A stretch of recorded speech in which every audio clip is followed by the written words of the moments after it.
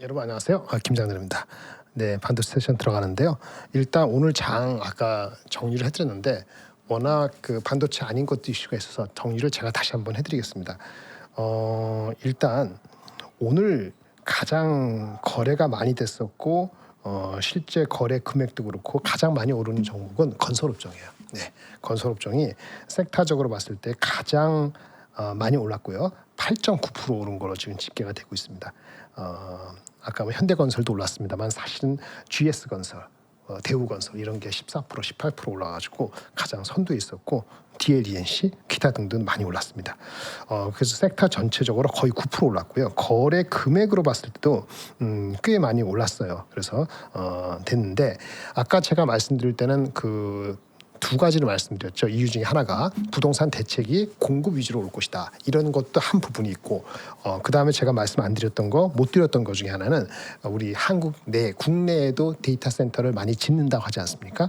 그런 거에 대한 얘기, 데이터 센터를 짓는 건설업체가 하게 돼 있잖아요. 경험이 있는 거. 이것도 가세가 됐고요. 그리고 아까 말씀드린 것처럼 대미 투자 이제 본격화되는 시기가 왔는데 워낙 강세가 되면은 더욱이 그게 촉진할 수 있는 계기가 되겠죠. 그래서 원전 수주, 데이터 센터, 그다음에 부동산 대책에 대한 기대감 이런 것들이 다 맞물려지면서 건설주에 대거 올라갔습니다. 그런데 사실은 실적 발표가 하나 있었어요. 대우건설이 있거든요. 한번 볼까요? 반도체 얘기 해드릴 거 아니고 너무 걱정하지 마세요. 다 해드릴 테니까. 예. 대우건설이 14% 올랐는데 많이 올랐죠. 예. 그동안 계속 이렇게 빠졌으니까 얼마입니까? 3만 원, 4만 원 갈 때 그때 원전 어쩌고 했었는데 오늘 보니까 실적이 나왔더라고요. 실적이 2조 매출에 2,300억 영업이익. 근데 생각보다 잘 나온 것 같아요. 네, 보시면은 볼까요? 실적이 네, 어디 갔어요? 여기 봅시다. 종목. 예.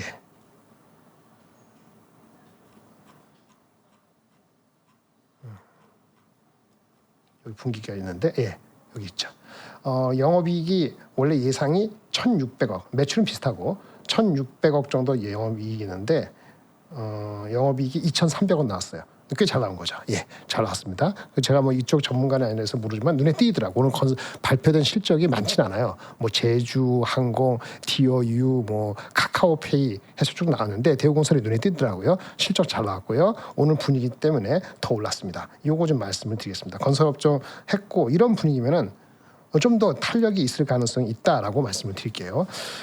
그게 섹터적으로는 가장 컸던 거고 일단 아까 그 방사능 얘기했으니까 됐고 화장품도 많이 올랐어요. APR 6% 올랐고 순환매가 확실히 돌았다. 이렇게 3일 연속으로 매수 사이드가 가니까 당연히 늦게 계신 분들도 오늘을 동참하지 않았을까라고 생각이 듭니다. 조그만 주식으로 말씀을 드리면 이런 종목들도 오른 게 있었어요. 보시면 어디 있었나요? 봅시다요. 네. 네. 그런 중에서 또 뭐가 있었는가 좀 보면은 그리고 오늘 어쨌든 우리 그 단일 종목 레버리지하고 곱버스 있잖아요. 그 거래 대금이 많이 줄었어요. 그러니까 변동성이 줄었습니다. 거래 대금이 줄면서 전체 줄었는데 보통 거래 대금이 이 단일 종목 레버리지하고 곱버스 ETF가 전체 그 거래 대금의 약 20% 후반 7월 달에 한 29% 차지했다고 합니다. 엄청난 거죠. 레버리지 ETF가. 근데 최근에 와서 이틀간 어저께 오늘 잡혔는지 모르겠는데 최근에 5%대로 떨어졌어요. 4분의 1을 준 거예요. 그래서 진정이 되면서 조금 여러 군데로 많이 갔다라고 정의할 수 있겠습니다. 그리고 아까 온 거 중에서 건설 얘기했고 이제 그 거래 대금 ETF 말씀드렸고 또 하나 다음 주인가? 향 얼마 다음 주 같은데 그 국가대표 AI 선정하는 게 있어요. 국가대표 AI 선정하는 것 때문에 그 평가 결과가 발표될 가능성이 있습니다. 그래서 국가대표 AI 평가 그거 오래간만에 들으시죠. 그거 중에 관련되는 것 중에서 SK텔레콤에 관심이 쏠려서 이것도 좀 많이 올랐습니다. SK텔레콤이 11% 올랐죠. 네. 막판에 또 거래가 붙었네요. 이게 쭉쭉 빠졌거든요. 예전에 갔다가 여러 가지 갔다가 뭐 엔트로피가 어쩌고 왔다 갔다 하다가 올랐는데 그래도 많이 빠졌다고 하지만 다른 종목 대비했을 때는 이게 무거운 종목이다 보니까 아주 폭락한 건 아니에요. 그런데 이런 거 있는 거죠. 국가대표 AI 다음 주에 2차 평가 발표 가능성에서 SK텔레콤이 올랐고 또 하나 경쟁인 것 같은데 예전에 했던 회사 중에서 LG CNS 아시죠? 네, LG CNS. LG CNS도 못지않게 한 9% 올랐습니다. 밸류는요. 표면적으로 밸류는 LG CNS가 좀 싸 보입니다만 성장률이 SK텔레콤이 높기 때문에 LG CNS가 SK텔레콤보다 싸다 안 싸다 이런 얘기할 건 아닌 것 같아요. 그냥 특성이 다른 거고 낙폭과 위에 올라갔다 내려갔다 진폭이 LG CNS는 커요. 그러니까 하이 리스크 하이 리턴입니다. 아직 이렇게 올랐지만 거래량이 늘어난 게 아니니까 이걸 어떤 의미로 바라볼지 LGC는 잘 모르겠고요. 만약에 리스크를 택하겠다면 이런 것도 받을 수는 있겠죠. 다음 주에 2차 AI 국가대표 AI 선정 예정 가능성 이렇게 얘기가 된 게 기사가 나왔습니다. 수급적으로는 SK텔레콤이 조금 더 유리해 보입니다. 그러니까 덜 빠졌죠. 이 정도 말씀드리면 아까 우리 클로징 벨에서 얘기 못한 거 말씀드리겠습니다.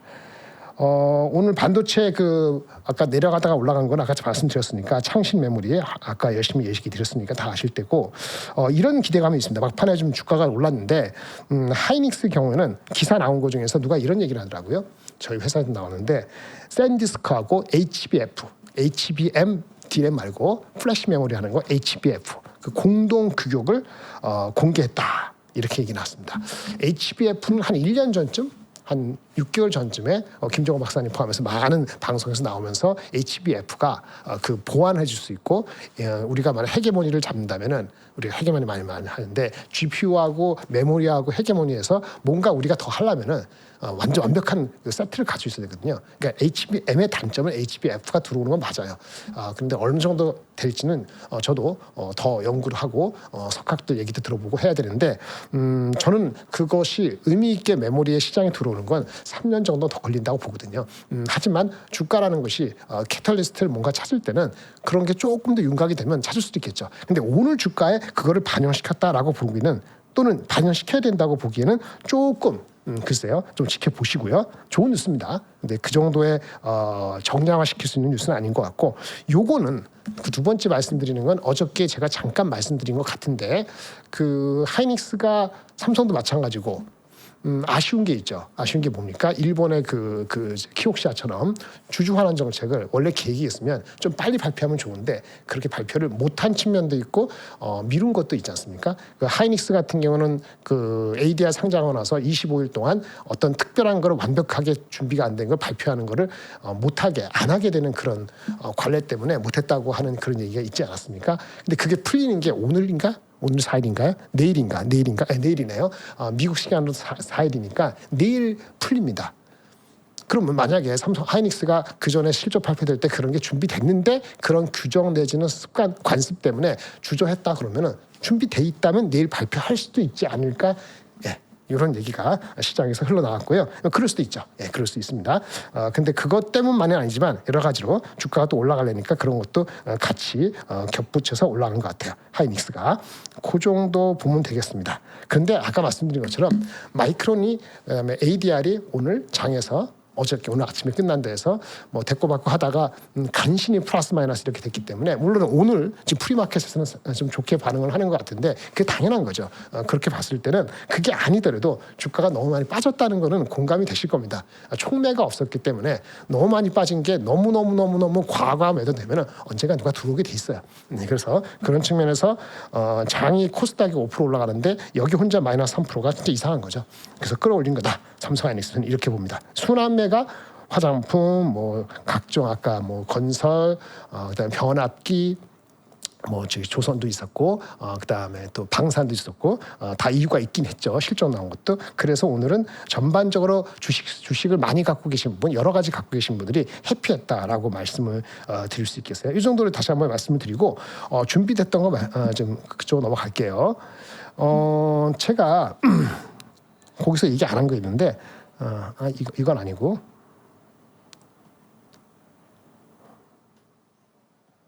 네. 요거를 우리 제작진이 아까 한 거를 뺐군요. 이거구나. 예, 이거를 말씀을 보시는 게 맞을 것 같은데. 그냥 하겠습니다. 요거는 뭐, 예, 그냥 할게요.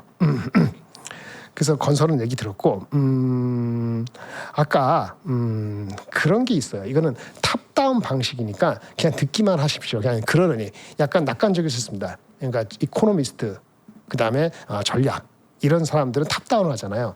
그러니까 아직은 AI가 이분은 뭐 2회 3회는 아니고 중반부에 불과하다. 그러니까 버블 내지는 과다라고 얘기하기 어렵다는 얘기를 어떻게 하냐면은 미국이 GDP에서 IT 전반적으로 투자하는 그 비중이 있거든요. 닷컴 때는 약 2.2%인데 지금 현재는 2%니까 조금 남아있다 이런 얘기를 하고, 그다음에 과열이가 아니냐 할 때는 시장이 흡수할 수 있는 만큼 체력이 되느냐가 중요한데 경제가 약하면 흡수가 안 됩니다. 근데 다행스럽게 제조업 PMI가 어느 정도 유지가 되고 있거든요. 너무 과열하지도 않고. 그래서 AI 인프라 투자는 속도는 어떨지 몰라도 괜찮다라고 규정을 한 게 있고요.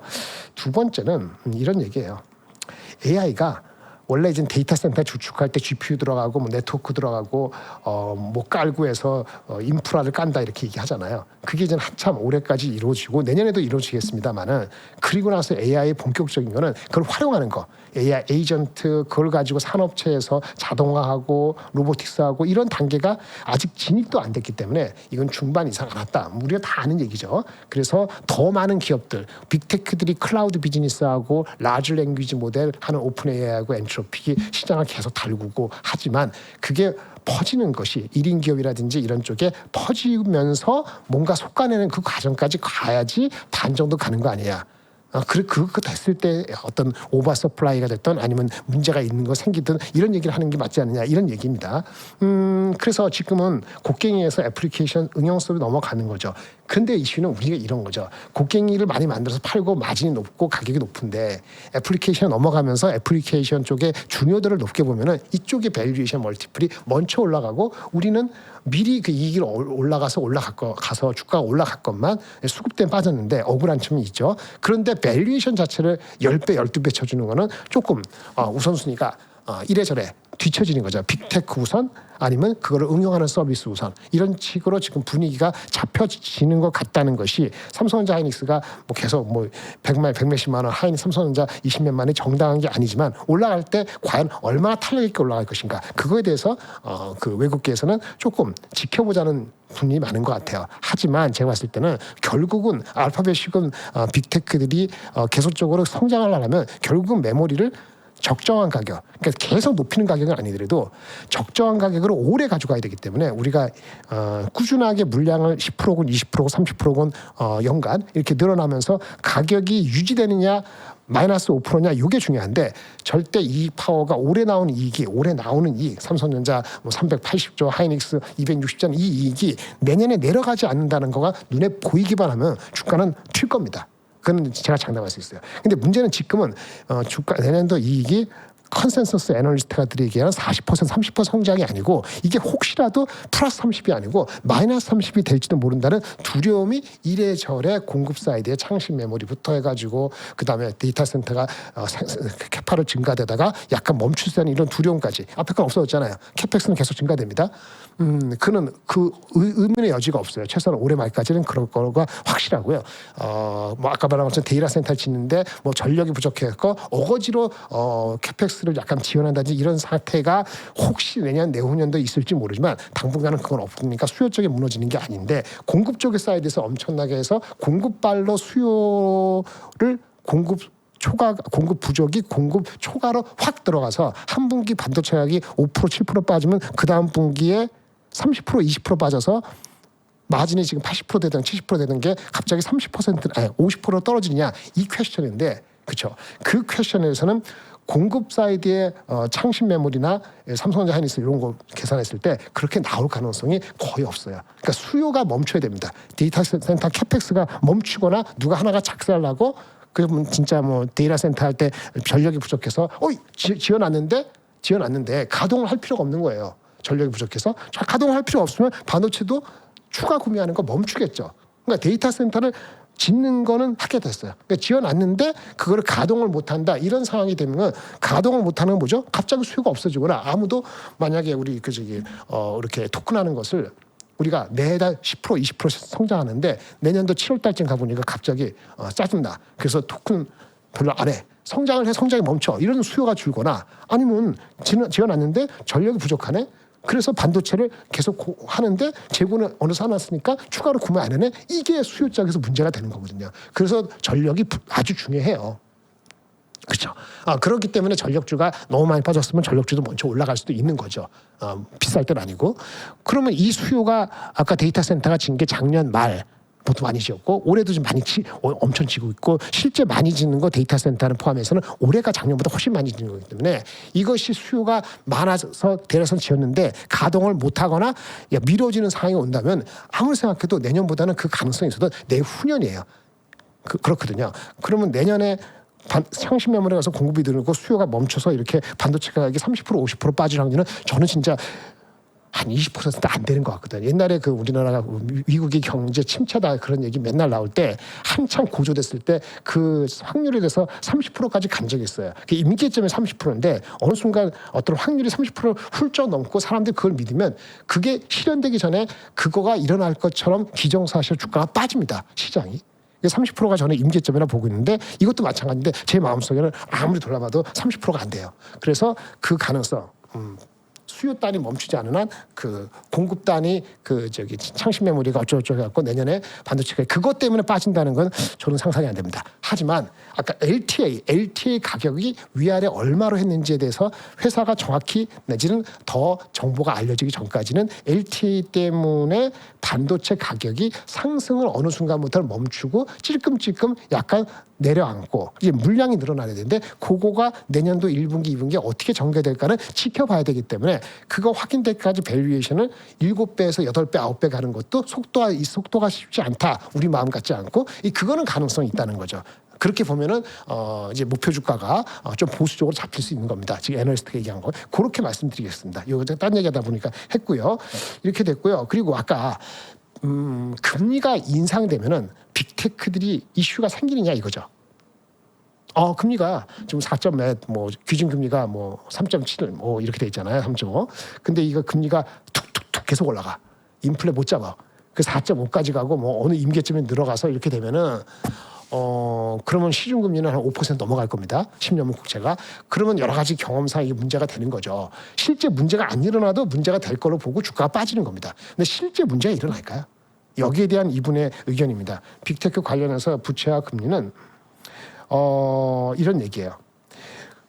기본적으로 미국 기업 부채의 80%는 장기 고정금리입니다. 이거는 상식적으로 알고 있죠. 근데 평균 만기가 이 하이퍼스케일러는 회사채 평균 만기가 6년이라고 합니다. 그러면 작년에도 빚을 졌고 올해도 빚을 지고 있어요.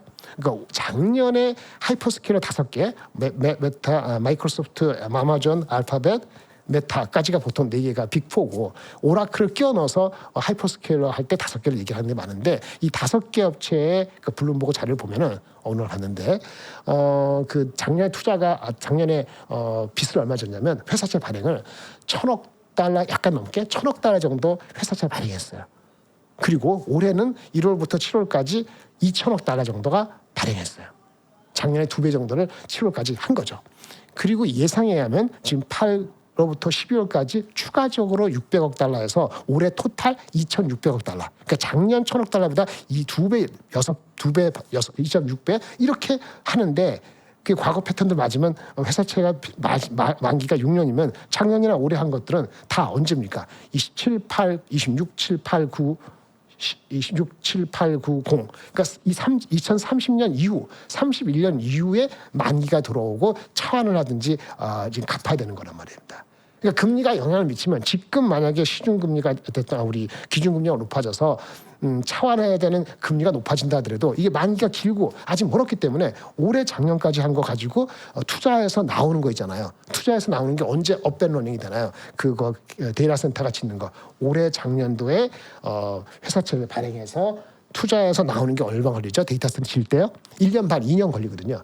그러니까 작년에 투자해서 한 거는 내년에 나오지만 올해 투자한 거는 내후년에 가동이 되는 거예요. 대략적으로. 그러니까 27년도, 28년도 상당 부분까지 데이터 센터가 하이퍼스케일러가 빚을 져서 가동을 하려고 준비했던 그거는 변화가 없는 겁니다. 근데 데이터 센터 가동할 준비가 딱 했는데 갑자기 뭐 전력이 부족하고 뭐 문제가 생기고 우리가 만약에 챗GPT를 안 쓰고 클로드도 안 쓰고 뭐 아니면 성장률을 덜하게 되면은 내년보다는 내후년도에 수요 둔화의 가능성을 혹시 본다면 시간이 갈수록 불확실하죠. 그런데 데이터 센터가 짓고 그거를 가동시키는 데는 실질적으로 물리적으로 뭔가 큰 문제가 생기는 그런 전력 이슈라든지 이런 게 아니면은 돈 확보됐지? 돈을 해서 가동하죠? 그게 내후년까지 이어지는 거니까 문제가 되더라도 29년 이후에라는 얘기예요. 29년 이후는 뭐가 문제되냐? 또 28년 이후 지금 내년부터는 아까 반도체가 업체들이 가동하는 거 뭐 창신 메모리 가동하고 마켓시어를 8%인데 향후 2년 내에 18% 한다고 노무라에서 얘기하는 거 8에서 18%그 2년 만에 되는 경우는 거의 없습니다. 마켓시어가 그렇게 더블되는 경우는 몇 번 있었어요. 마이크론이 하이닉스가. 근데 마이크론 하이닉스는 남이 죽어서 남을 인수하거나 구조조정이 하는 인더스트리가 되는 과정에 한 5년에 걸쳐서 마켓시어가 더블이 됐지. 그냥 장비 갖다가 넣고 해가지고 마켓시어가 더블이 된다? 그럼 남들은 가만히 있나? 그리고 장비가 구해지는가? 아무리 생각해도 안 된다고 말씀드렸는데 혹시 되더라도 26년 지금 해서 7년, 8년이니까 28년 이후잖아요. 그래서 자꾸 까다롭게 하는 거는 그래 27년까지도 성장은 다 하자. 28년에 폭락하는 거 아니야. 이렇게 계속 캐묻는데 아까 말한 것처럼 그 걔네들이 그 반도체가 이렇게 생산하는 데 있어서 웨이퍼가 준비되더라도 수율이라든지 HBM이랑 하면은 그렇게 만만하게 물량이 확 늘지는 못해요. 그래서 수요적인 측면, 그다음에 전력 측면, 그다음에 얘네들이 빚을 이미 져가지고 확보된 자금 측면에서 보면은 그게 가동돼서 하는 거는 거의 28년까지도 거의 던 딜이에요. 28년까지 던 딜이니까 딜이 된 거니까 그러니까 최태원 회장이 이거 뭐고 우리 머스크 그 아저씨도 일단 당장에 내년 내후년도 쓸 게 꽉 차 있으니까 반도체를 확보하는 게 중요하니까 근데 너무나 미친 가격, 터무니없는 가격으로 생각하니까 더 높이기는 어렵고 물량하고 이제 뭐랄까 바터를 한 거죠.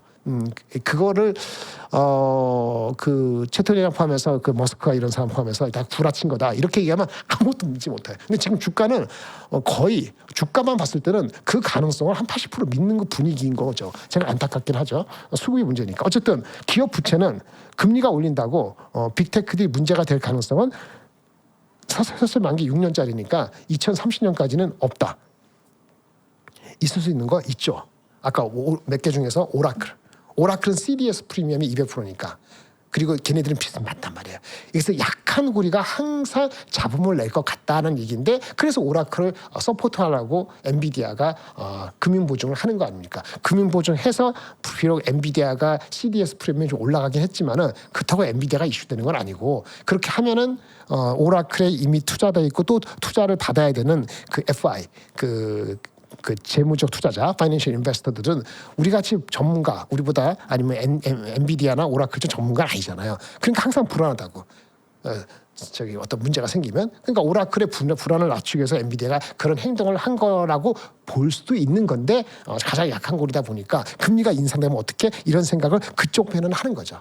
이렇게 이해를 하시면 될 것 같아요. 예, 그래서 이런 얘기를 한 거예요. 그래서 기업이 부채가 있다 하더라도 많지도 않고 금리는 고정금리이기 때문에 향후 몇 년간은 픽스돼 있고 그러면 내년 내후년도 가동되는 거는 물리적으로 무슨 지진이나 무슨 큰 게 이슈가 없으면 그냥 가동되는 겁니다. 여러분들이 기본적으로 좀 계속적으로 우리가 또는 기업에서 우리 에이전트 AI를 포함해서 기본적인 우리 AI를 활용하면은 수요가 붕괴되지 않으니까 그래서 내년도에 성장을 한다고 그렇게 얘기를 하는 거죠. 물론 성장을 하는데 이게 5%인지 내려가도 마이너스 5%인지 플러스 30%인지 이거에서는 단가하고 물량이 있기 때문에 에너지도 어저스트 할 수 있지만 지금 주가가 가리키고 있는 마이너스 30% 마이너스 30%안 빠지면요 삼성전자 하이닉스가 PER이 어쨌든 4배죠. 그럼 내년에 4배 되면 무조건 삽니다.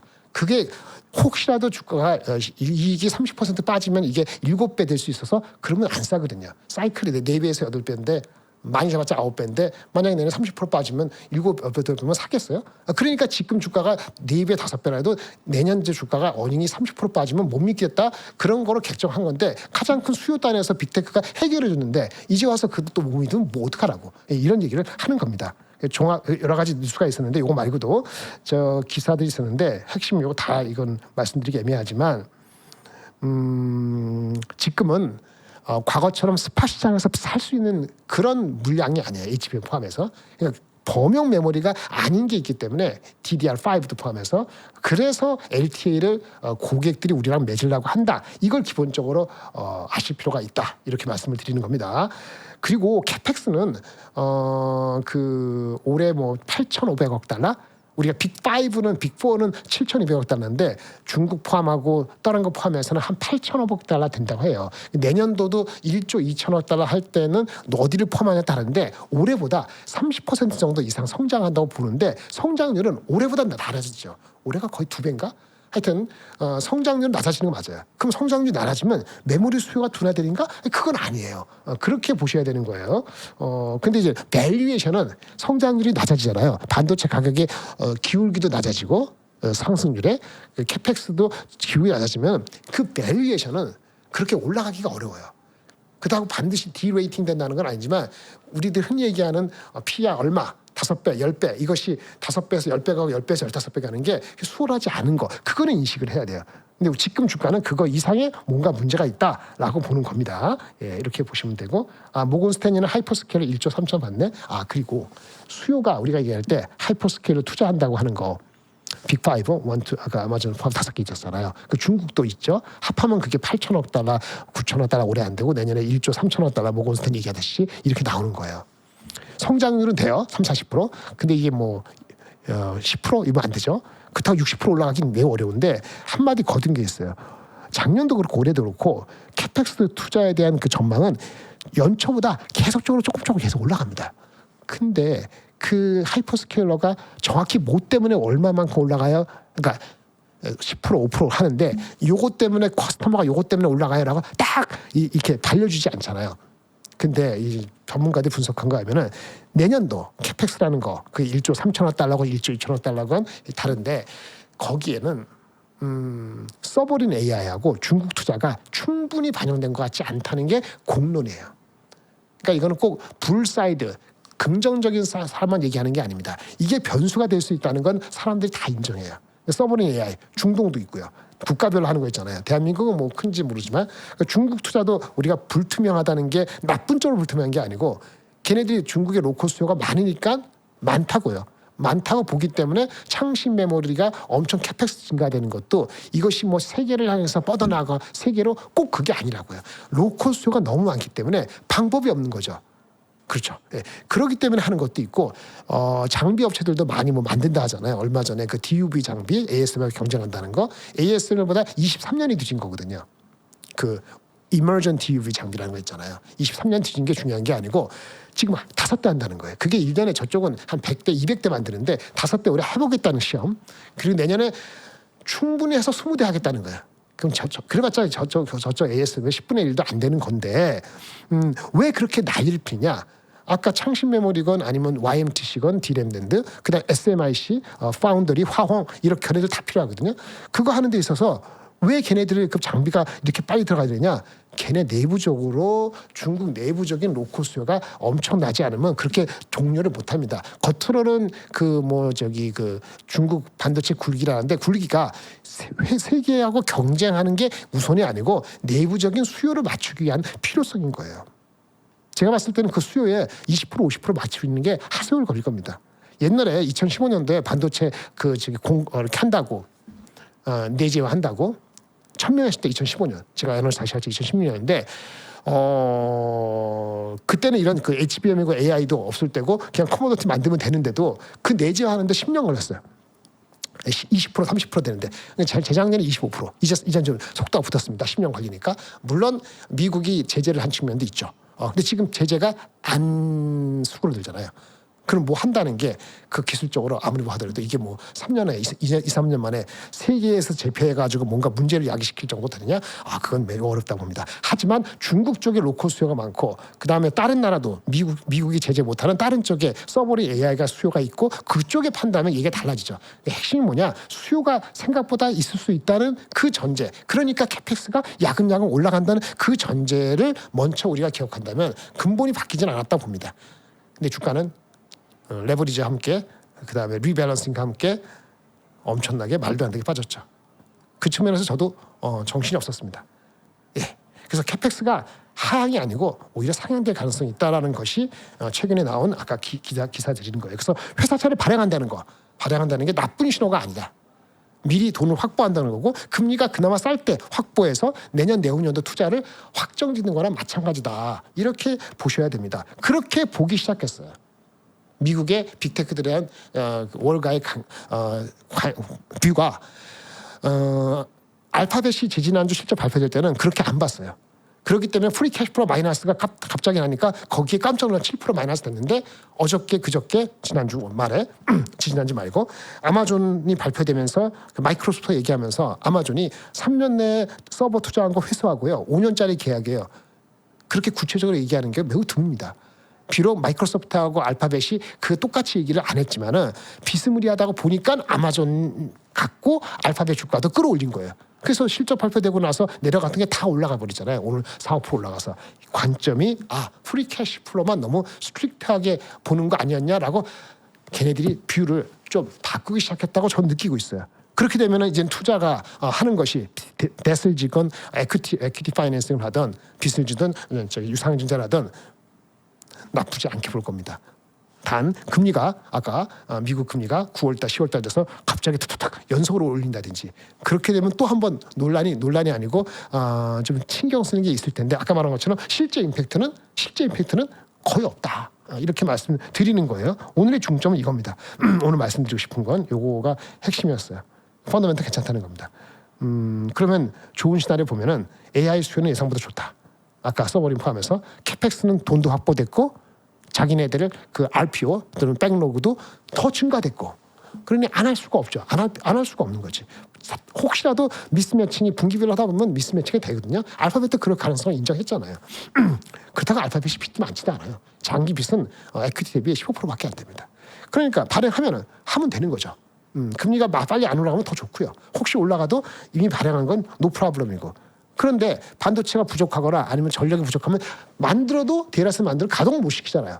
그러니까 가장 취약한 거는 전력인데 그 전기인데 일단 반도체도 더 중요하니까 반도체부터 LTE 매주 들어가는 거예요. 이렇게 이해하면 사실 펀더멘털이 바뀐 게 없어요. 네. 그런데 마지막 이 다 좋았는데 이거 중국 언론이 하지만 이게 월스트리트 안 적었나? 이게 월스트리트 저널의 중국판이거든요. 거기에 이제 나오는 건데 이런 기사가 나왔어요. 이런 기사 오늘 나왔다고 해서 오늘 얘기가 된 게 아니고 쭉 최근에 계속 이 얘기죠. 오늘 쿼리브하고 뭐 네비우스 올라가고 뭐 SK텔레콤 그건가? 하여튼 네이버 이렇게 올라가는데 임대 사업, 클라우드 임대하는 거. 그러니까 수요가 많으니까. 그다음에 TPU를 외부에 파는 거. 수요가 많으니까 하는 거죠. 수요가 없는데 뭘 외부 판매를 하고 뭘 난리 치겠습니까? 근데 클라우드 사업자는 임대료를 받는 시대다라는 것이 우리 임대 사업 그 나쁘게 보는 개념이 아니고요. 어느 순간 되면 돈 많이 안 들이고 그냥 돈 뽑아낸다는 개념이죠. 그러니까 지금의 클라우드 사업의 임대료 마진은 뭐 30%밖에 안 돼. 30% 이제 간 넘었지만은 이게 작은 게 아니죠. 우리가 지금 70% 80% 반도체 메모리 마진 하다 보니까 30%가 작게 보이는데 작지가 않습니다. 올라가는데 계속 성장했는데 이제부터 클라우드가 놀았다 이렇게 되면은 그것이 여태까지 인프라 공급망에 뭐 확보하고 이러면서 이쪽에 그 이익이 많이 올라갔죠. 반도체도 그렇고 MLC도 그렇고 뭐 GPU도 그렇고 했는데 이쪽의 섹터에서 밸류에이션 배수에 대한 것보다는 클라우드 산업의 임대료의 고고 행진에 대한 밸류에이션을 더 높게 줘야 되는 거 아닌가? 이런 AI 투자의 논리가 변화했다고 뭐 얘네 말이 밀리다는 게 아니고 그런 분위기의 기사들이 나오고 그 전부터 그런 게 얘기가 나오고 있었고 이것이 어떻게 보면 빅테크 한 분야잖아요. 클라우드 임대해 주는 것도. 그러니까 메모리 대 빅테크 간에 누가 돈을 어떻게 이렇게 쉐어할 것이냐는 측면에서 누가 합의하는 게 아니니까 힘의 겨루기에서 이쪽이 좀 밀린다 이렇게 볼 수 있는 겁니다. 그 정도의 밸류에이션 멀티플을 조금 빨리 못 받는다는 거는 좀 아쉽지만 그렇게 봐야 되지 않냐 이런 얘기를 하는 거예요. 그런데 결국은 이런 논리가 말은 맞아요. 단기적으로 지금 맞거든요. 지금 주가를 그렇게 설명했으니까 이게 아니다라고 얘기할 수 없죠. 그런데 장기적으로는 과장된 측면이 분명히 있어요. 클라우드 업체가 계속 고고한다는 거, 임대비 잘한다는 거죠. 반도체를 확보했을 때 하는 거잖아요. 반도체를 확보하는데 우리가 가격이 만약에 LTA 맺고 나서 30% 빠지면 우리가 그거를 뭐하러 많이 짓습니까? 그렇죠? 예. 그러니까 적당한 레벨의 리즈너블한 그 조건으로 수렴하게 돼 있어요. 그러니까 우리가 지금 가격이 너무 올라가서 계속 85% 90% 계속 가고 물량도 이런 생각을 혹시라도 했다가 지금 기대치가 낮아지면서 이렇게 부메랑을 맞아갖고 수급적으로 이렇게 된 건데 리즈너블한 가격이 되면은 결국은 클라우드가 계속 강세라는 것 자체 강세해야지 클라우드 임대사업 업체들도 밸류에이션이 20배가 30배가 이런 되지 않겠습니까? 걔가 30배가 맞는지 모르지만 그렇게 가면은 그럼 걔네들이 돈을 번다는 거고 AI 투자가 회수를 확인했다고 하는 그 순간에는 그럼 어떻게 되겠어요? 그 다 업체들이 반도체한테 반도체 수요를 달라고 하겠죠. 그럼 결국은 시차는 둔다 하더라도 메모리 수요가 다시 늘어나는 거예요. 다만 주가는 멀티플은 우리는 성장률이 어떻든 AI 캐펙스가 줄면서 반도체 가격 상승률은 LTL이 맺으면서 둔화되는 건 또 사실이지 않습니까? 그래서 끝났다는 게 아니고 그 우리의 그 멀티플은 빨리 안 올라간다. 하지만 우리의 이익은 꼬꾸라밀거나 이런 가능성은 사실상 별로 없다. 클라우드 수익이 증가되면 인프라 수요가 감소된다. 인프라 수요가 감소돼야지 이익이 주는 겁니다. 단가가 명시적으로 팍팍 내려갈 거니까 이 등식을 제가 아니다라고. 그러니까 클라우드 수익이 증가되는데 인프라 수요가 감소된다 이런 이상한 거 아니면 창신 메모리가 엄청난 파워를 바로 일으킨다 이런 거가 아니면은 내년도 이익 전망이 의미 있게 빠져서 지금 멀티플이 나중에 알고 보니까 비싸다 이렇게 볼 가능성은 저는 매우 약하다라고 보는 겁니다. 다 말씀드렸고요. 이비덴 아까 실적 나왔습니다. 삼성의 경쟁사 실적 이건 뭐죠? 기판이죠. 좋은 소식이에요. 제가 뭐 이비덴을 분석을 많이 한 건 아니지만 마진 한 20% 나오는 거니까 기판에지 20% 우리도 한번 생각해 보시고요. 예상보다 이거 잘못했네. 28% 달 나왔어요. 실적이 영업이익 기준으로 매출도 달 나왔어요. 한 10% 정도. 이익이 높아진 거죠. 기판 그리고 가이던스가 어디 있지? 가이던스 올해 전체적인 가이던스 이게 27년도 가이던스라는 게 이게 올해 4월부터 내년도 3월까지가 27년 같은데 맞나요? 그럴 것 같아요. 어쨌든 가이던스가 23% 높았어요. 실적 좋았고 20몇 프로, 가이던스 23%, no problem 이렇게 됐고요. 그리고 또 뭐하냐면 액면 분할됐어요. 2대1. 그러니까 주가가 오늘 장에 얘네들도 꽤 올랐습니다. 그래서 지금 상황에서는 의심이 많을 때는 넌 펀더멘털 주주환원 정책 이런 것도 짝깍짝깍 하는 게 필요합니다. 그 주가를 방어를 해야지 주가 방어를 못하면은 내려갔다 올라올 때 쉽지 않거든요. 생각해 보세요. 20% 빠진 거 올라올 때 50% 빠진 거 올라오려면 100% 올라가야 된단 말입니다. 그러니까 그게 만만치 않은 거니까 제때 해서 좀 이 어려움을 좀 억울하게 빠진 거는 메꾸자는 얘기입니다. 억울하게 빠진 거 다시 한번 리마인드 해드릴까요? 기분 좋지 않아요? 아까 아마존의 3년 투자 회수 5년 기한 이게 키였습니다. 이거 아니었으면 큰일 났고요. 아까 이건희 대표하고는 내가 어저께도 말씀드렸는데 우리 데이터 센터 업체들이 가격 갱신, 오픈 AI, 엔트로픽 이게 본격화되는 게 3년이니까 올해 말부터 돼요. 가격이 올라가면 가격 전가되는 거죠. 엔트로픽은 전가 받을 것이고 오픈 AI가 퀘스천인데 엔비디아가 보증 쓰고 그다음에 얘네들도 우리 오더 플로우를 좋게 받으면 무난히는 아니더라도 올라갈 수 있어요. 이렇게 보는 거죠. 그리고 아까 억울한 게 이거죠. 주가가 하이닉스가 이게 오늘 뭐 이게 8월 3일 주가 우리가 23만 원 비슷하죠? 150만 원. 우리 그 마이크론이 이거 종가를 제가 확인 안 해서 800불 정도 되는 것 같은데 똑같이 만약에 반도체 우려가 됐으면 5월 19일 어느 시점을 했을 때 오래되지 않았습니까? 그때 주가하고 지금 주가 비교했을 때 비슷해야 되지 않나요? 큰 차가 나면 안 되잖아요. 근데 우리는 10% 이상 빠졌어요. 5월 19일 뭐죠? ETF 있기 전. 그러니까 ETF 걸 다 잊어버리고도 더 빠진 거예요. ETF 이슈를 잊어버리고도 한 13% 15% 빠진 겁니다. 13% 빠진 겁니다. 오늘 올라서 13% 10% 이상. 근데 마이크론이 똑같이 반도체 무슨 헤게모니고 나발이고 데이터 센터 이슈가 있다 하더라도 지금 오늘 800불이니까 실제는 지금은 얘네들은 그 같은 시기에 들었을 때 15% 올라와 있어요. 우리가 얼마죠? 우리가 25%나 추가적으로 언더퍼폼합니다. 그러니까 반도체 우려를 똑같이 받더라도 이거는 많이 억울한 거예요. 그런 측면에서 그 정도는 올라가야 되는 거예요. 최소한 10에서 15%는 그냥 올라가고 다시 시작해야 되는 게 맞다는 게 제 주장입니다. 이상입니다. 성투하시기 바랍니다. 감사합니다.